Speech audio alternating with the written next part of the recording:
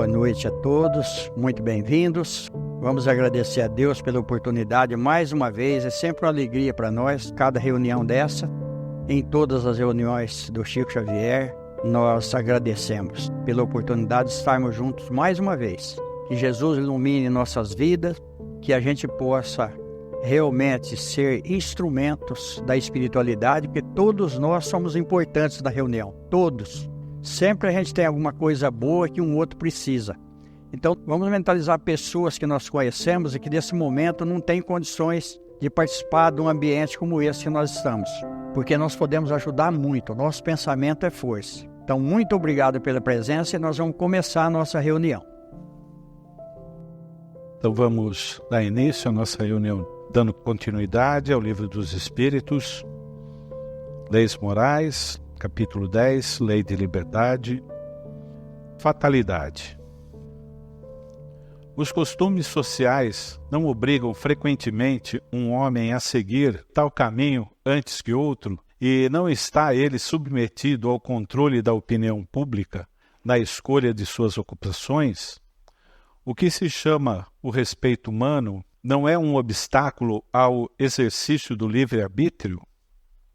São os homens que fazem os costumes sociais e não Deus. Se submetem a eles é porque isso lhes convém e o fazem por um ato de seu livre-arbítrio, visto que, se o quiserem, poderiam libertar-se deles. Nesse caso, por que se lamentar? Não são os costumes sociais que devem acusar, mas seu tolo amor próprio que os faz preferir morrer de fome a derrogá-los. Olha só, vamos dar uma paradinha só aí para a gente entender. Olha só para vocês verem. Nós muitas vezes vamos no embalo, vamos dizer assim. Aquilo que está em uso a gente também adere e os costumes sociais é de acordo realmente com a ambição, com o orgulho. E no Livro dos Espíritos está escrito isso. Qual é a maior chaga da humanidade? O orgulho e o egoísmo. Então, muitas vezes, nós não queremos abaixar, muitas vezes, se é que é abaixar, a gente pedir um perdão, pedir uma desculpa, por causa do nosso orgulho. Quantas separações de casais acontecem pelo orgulho? Quantas vezes nós perdemos uma amizade, alguma coisa muito boa que vai ser bom para a nossa vida por causa do orgulho? Isso acontece muito entre marido e mulher. Muitas vezes uma discussão boba, um não quer abaixar para o outro e fica às vezes de mal. Ninguém lhes levará em conta esse sacrifício feito à opinião pública, enquanto que Deus terá em conta o sacrifício de sua vaidade. Isso não quer dizer que seja preciso enfrentar essa opinião sem necessidade, como certas pessoas que têm mais de originalidade de que verdadeira filosofia. Há tanto contrassenso em tornar-se objeto de crítica ou mostrar-se como um animal curioso, quanto há de sabedoria em descer voluntariamente e sem murmurar quando não se pode manter-se no topo da escada. Olha só, por isso que é muito difícil para nós. Muitas vezes a gente está numa posição social até boa e de repente a gente toma por escolha nossa, porque são todas escolhas. A gente faz uma escolha errada, muitas vezes através da ambição. A gente quer dar um pulo maior que a perna, como diziam os antigos, e a gente tem que rebaixar socialmente como se isso fosse uma grande coisa. E acontece isso daqui, ó, tá vendo? A gente quer se manter no topo. Isso acontece muito com o médium. O médium, ele tem que ser disciplinado. Nós não podemos viver à custa da religião. Do suor do teu rosto comerá teu pão. Está na Bíblia isso daí. Mas o que acontece? O médium, ele começa a ter um certo destaque, ele começa a ser muito procurado e ele fica vaidoso. Quando ele fica vaidoso, ele começa a achar que ele é o bom da boca. Aí o que vai acontecer? Os espíritos superiores afastam. Ele começa a ficar exigente, ele começa a escolher quem ele vai atender, começa às vezes a cobrar. Os espíritos afastam. E ele, para não perder a posição, se é que isso é ser posição, porque o Emmanuel fala que o médium é o maior devedor que tem na Terra, ele começa então, por conta própria, fazer as obrigações dele, e ele começa a atender, aí ele começa a fazer o quê? É até uma maneira, é um charlatanismo. Não tem entidade, mas ele começa a atender por ele mesmo. E aí é onde ele cai. Quantas quedas de médium, livros importantíssimos. Por exemplo, médiuns importantes, e eles perderam a credibilidade e perderam até a mediunidade. Mas como durante um certo tempo, principalmente quem escreve livro, a partir do momento que a gente começa a viver à custa da religião, começa a explorar, os espíritos afastam. Isso está no livro dos médiuns. No livro dos médiuns nós vamos ver isso daí. Por isso que é muito importante o médium se manter no lugar dele. Porque acontece isso daqui, ó. Ele não quer perder o topo, ele não quer perder a credibilidade. Existem alguns livros fantásticos no começo da mediunidade e depois o médium se perde. Aqui em Campinas nós temos um médium que aconteceu isso com ele, tá? Então é muito perigoso isso daí. Por isso que a gente tem que manter na linha. E outra coisa, não vamos nos preocupar. Tem gente que não vai porque fala, eu não tenho roupa para ir, como se ele estivesse nu. Se ele foi convidado, vá daquele jeito. Se a pessoa quiser reparar, repara. E daí? Fazer o quê? Não importa o que os outros vão pensar da gente, importa o que a gente é. E nós precisamos ser aquilo que nós somos. O Divaldo Pereira Franco fala que nós usamos máscara. Aí nós vamos ver um livro da doutora Marlene Nobre, A Obsessão e Suas Máscaras. Nós vamos ver isso daí. É tudo ensinamento da doutrina espírita. Se há pessoas às quais a sorte é contrária, outras parecem ser favorecidas, porque tudo lhes sai bem. A que se prende isso? Frequentemente é porque elas sabem escolher melhor. Mas isso pode ser também um gênero de provas, pois o sucesso as embriaga e confiam-se ao seu destino, pagando, no geral, mais tarde, esses mesmos sucessos por cruéis reveses que poderiam evitar com a prudência. Olha só, escolhas, tá aqui. Um escolhe melhor, outro escolhe pior. Aí eu lembro sempre de um homem que eu atendi durante muito tempo, eu dei passe nesse senhor mais de um ano. E ele ficou doente e ele foi para a cama e não levantava mais. E as filhas dele iam muito na minha casa pedir para ir lá. O dia que ele desencarnou, aconteceu um fato lá que até hoje marcou muito, olha, a minha vida. Durante esse um ano, nós conversamos muito. Ele era vendedor de santo. Ele ia no interior e ele levava quadro de santo que ele mesmo pintava. Ele era um artista. Eu via os quadros que ele pintava lá. Tudo quanto era tipo de santo, ele conhecia tudo. Ele tinha o catálogo, ele pintava e ia no interior. E as pessoas mais humildes, ele falava que o Papa tinha benzido, que o bispo tinha benzido aquele santo. E aí ele tanto vendia o santo, como trocava em troca de leitoa, de ovo, de frango, o que a pessoa tinha. Ele não perdia viagem. E olha só, de primeiro não podia falar que estava vendendo o santo, tinha que falar que estava trocando o santo. Você me dá R$100 que eu te dou o santo, mas não estou te vendendo, eu estou trocando. Olha só como que era isso daí. Até eu lembro do senhor Arlindo Bordesan, um homem que eu conheci muito, cético. Ele não acreditava em nada, eu estava na casa dele, eu era criança ainda, chegou um homem vendendo um quadro de santo. Aí ele falou, eu não conheço esse santo. Ele falou, não, esse santo é milagroso, ele faz isso, isso, isso. Ele falou, quanto você quer? Ele falou, eu quero 6 contos. Ele falou, não, tem 2 coisas erradas aí. Ou o santo não faz o milagre que você está falando, ou você está mentindo, que é muito barato. Ele falou, tinha que ser muito mais caro. Por tanto de milagre que ele faz, tinha que ser mais caro. Então, olha, pessoas que exploram os outros. E aí, no final, ele falava para mim, Nourinho, me arrependi muito. Eu tenho 17 casas. A minha mulher me deixou, eu estou sozinho aqui, não tenho o que fazer. E o dia que ele desencarnou, olha como que nós temos assistência espiritual, todos nós. Apesar de tudo isso daí, ele se arrependeu. E o dia que ele desencarnou, a filha dele veio na minha casa na hora do almoço. Vai lá, pelo amor de Deus, que o meu pai acho que vai morrer. Tá minhas 2 tias lá e meu tio. Quando eu cheguei, realmente, a hora que eu cheguei no quarto dele, um espírito que de vez em quando me acompanha pediu para que eu desse um passe diferente dele. Que eu colocasse o polegar da mão direita no meio dos 2 olhos dele e fizesse oração. Olha, eu vi a mãe dele chegar, desencarnada. De luz, ela colocou os 2 braços por baixo do corpo dele e tirou ele. Ficou só o corpo. E a irmã dele era vidente. Olha, a irmã dele, ela começou a chorar, ajoelhou-se ao chão, porque ela é da Legião da Boa Vontade. E ela falou, olha, minha mãe veio buscar meu irmão. Minha mãe veio buscar meu irmão. Eu vi minha mãe. Essa cena, eu estou vendo ela agora aqui. Ficou gravada na minha mente. Olha para vocês verem a assistência que nós temos. Olha Jesus na nossa vida. Aquele que perseverar até o fim será salvo. Como explicar a chance que favorece certas pessoas nas circunstâncias em que nem a vontade nem a inteligência interferem? O jogo, por exemplo. Certos espíritos escolheram anteriormente certas espécies de alegria. A chance que os favorece é uma tentação. Aquele que ganha como homem, perde como espírito. É uma prova para seu orgulho e sua cupidez. Olha só, e a gente vê que muitas pessoas que ganham no jogo, eles perdem tudo. Normalmente perde, a maior parte que a gente vê perde. Por quê? Porque não sabe administrar. Aí está nos livros espíritas também. Será que um dia poderia nivelar a sociedade num parâmetro igual financeiramente? Lá está escrito que não. Porque se dividir tudo igual, aquele que não sabe administrar logo ficará sem nada. E aquele que tinha um pouco mais, que pode dar emprego, que pode dar poder maior para aqueles que estão começando, que pode, por exemplo, financiar uma saúde, alguma coisa que por medicamento, e ele perde também. Então não adianta. Cada um ele está num nível. Por isso da reencarnação. Por isso que nós não somos iguais. Por isso que no livro dos médiuns está escrito que não existe dois médiuns iguais. Não existe duas pessoas iguais. Por isso que a reencarnação vai ser reconhecida cientificamente pela impressão digital, que é a impressão do espírito.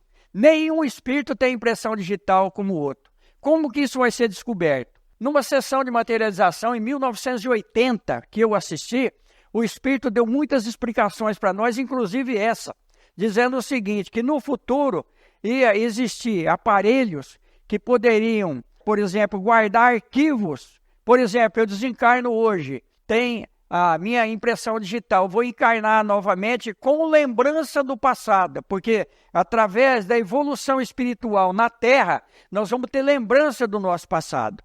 Eu tenho algumas recordações de encarnações passadas minhas que são muito dolorosas. Por isso que nós apagamos na encarnação atual coisas do passado para não prejudicar o nosso futuro agora, não prejudicar a nossa vida, principalmente daqueles que estão conosco.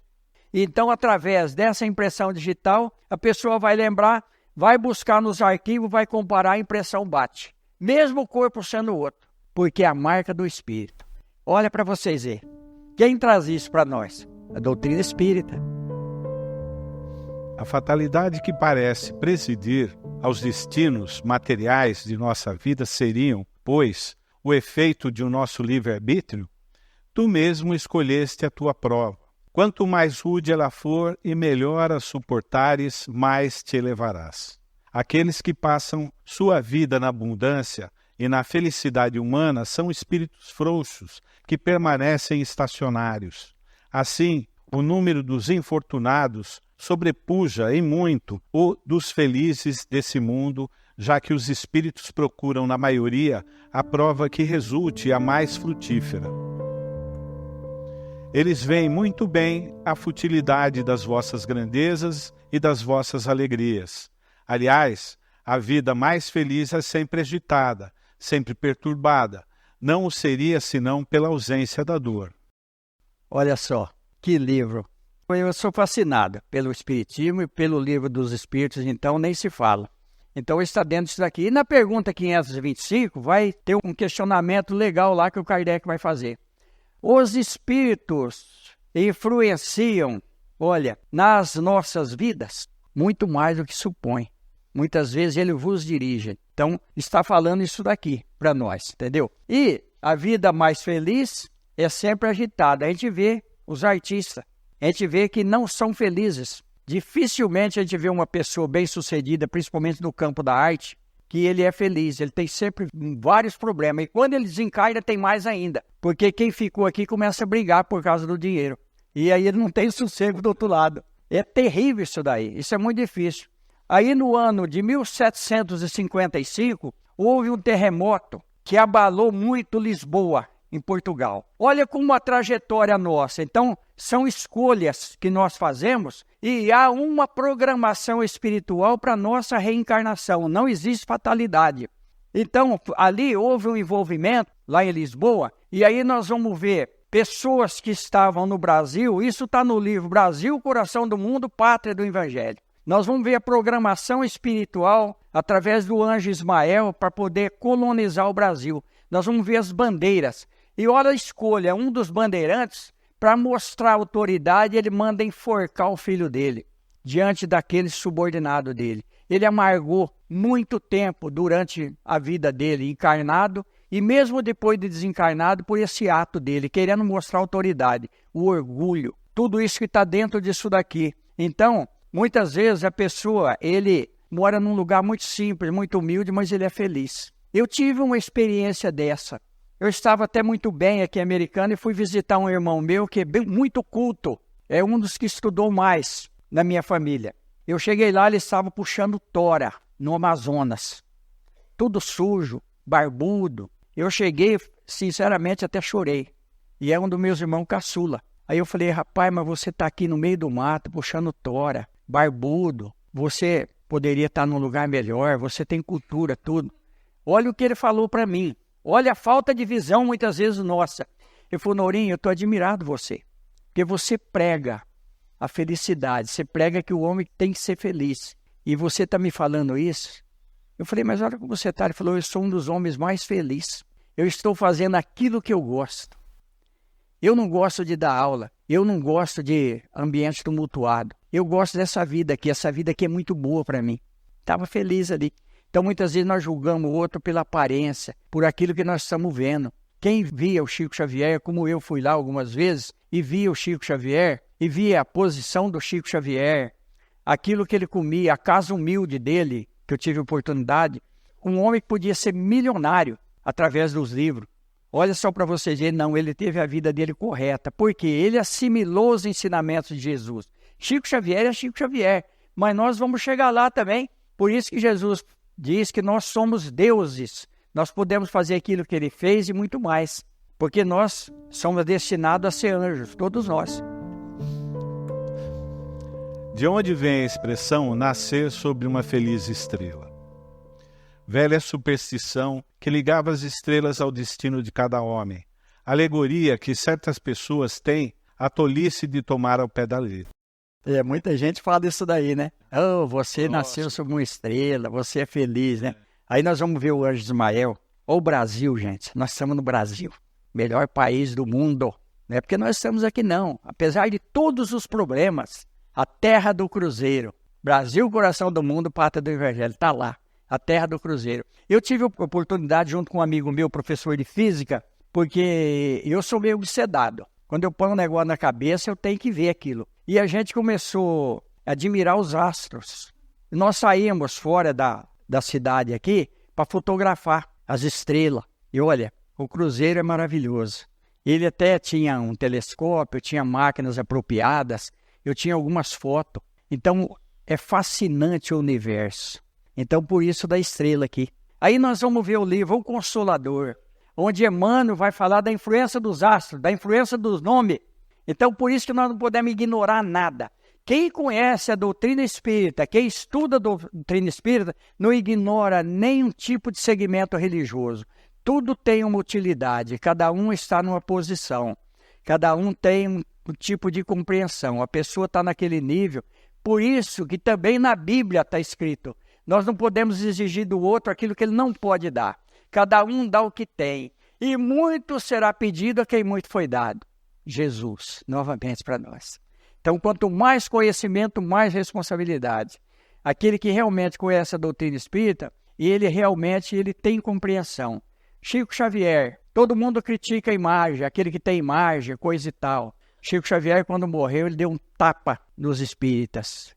Aqueles ortodoxos, aqueles que têm a cabeça reta, vamos dizer assim, tem um tapa ali, e só olha para frente. Chico Xavier tinha uma porção de imagem no quarto dele. Acho que todo mundo viu isso aí. Ele foi filmado, passou na TV as imagens do Chico Xavier. Chegou uma folia de reis da casa do Chico Xavier e os espíritas, aqueles mais conservadores, ficaram olhando o que o Chico Xavier ia falar, que afinal de contas era a bandeira de Santos Reis. Chico Xavier foi lá, pegou a bandeira, beijou a bandeira, levou nos quartos, na cozinha, em todos os compartimentos da casa, trouxe, entregou e deu a contribuição, deu a esmola dele.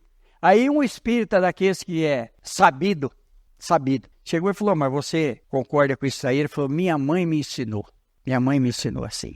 Olha o respeito que nós temos que ter. Eu já contei para vocês aqui que eu vi uma imagem de Nossa Senhora Aparecida em cima de uma cabeça de uma mulher. Então, por quê? Um espírito superior estava ali pegando a imagem porque era o santo que ela era devota. ela tinha uma devoção com esse santo. E o espírito superior toma essa imagem e vem para poder chegar até ela. Loucura e Obsessão, o livro do Divaldo Pereira Franco. Nós vamos ver que uma escrava, ela vinha e ela dava comunicação e dava receita e atendia as pessoas num terreiro de Umbanda. E o Divaldo ficou intrigado com aquilo. Mas por que ela vinha como escrava? O médium, ele estava ligado aos cultos afros brasileiros.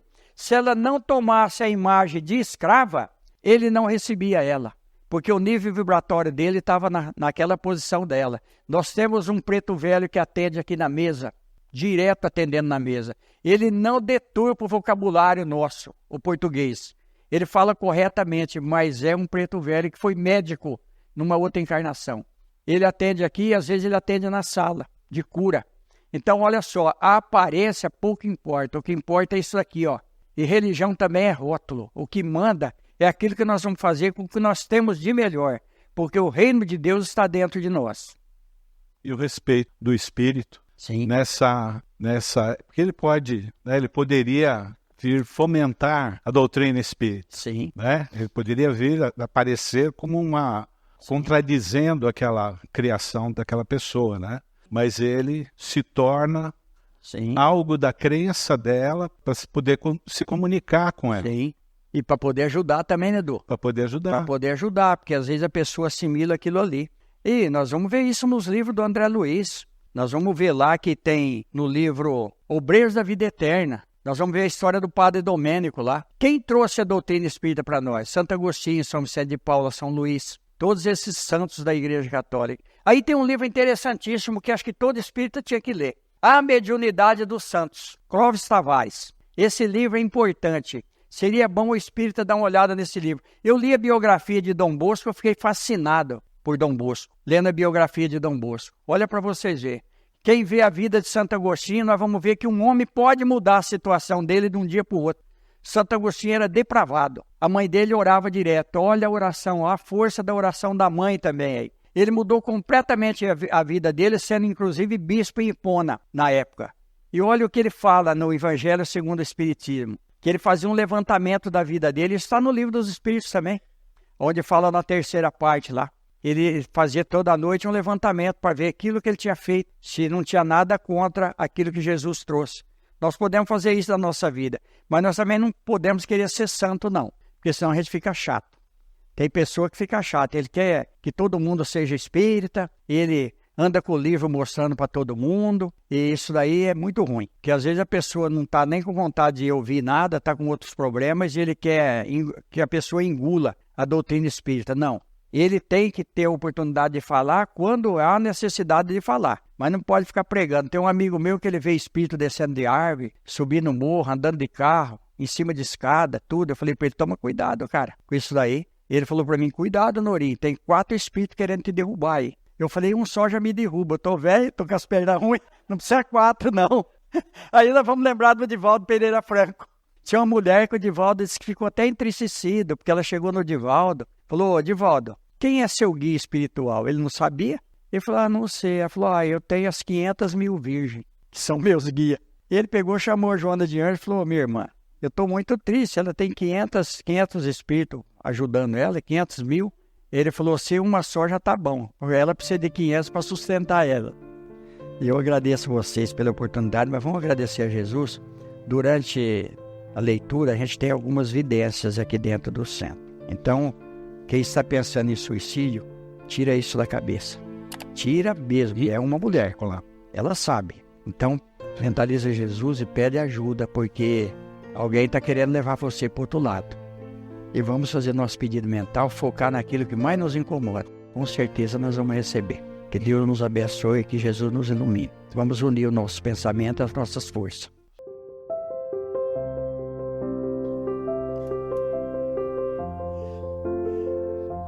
E no mais, só pedir a Jesus que nos ilumine, que nos ampare, que a gente possa ter um bom final de semana, com muita paz, com muita alegria.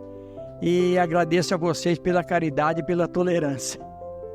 Deus nos abençoe. Está encerrada a reunião. Muito obrigado.